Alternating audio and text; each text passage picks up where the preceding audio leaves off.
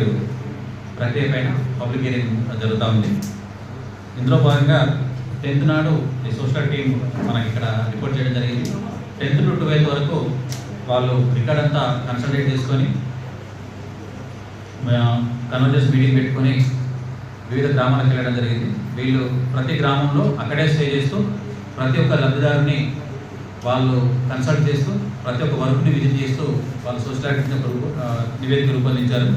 అందులో భాగంగా మొత్తం ఎంసీసీ తరఫున 282 వర్క్లకు గాను